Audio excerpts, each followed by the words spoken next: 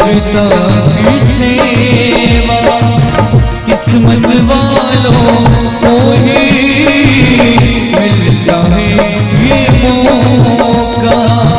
सबसे बड़ी पूजा है माता पिता की सेवा किस्मत वालों को ही मिलता है मौका।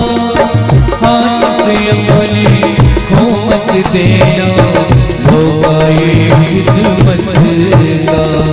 जन्नत का दर खुल जाएगा तेरा दिया आगे आएगा।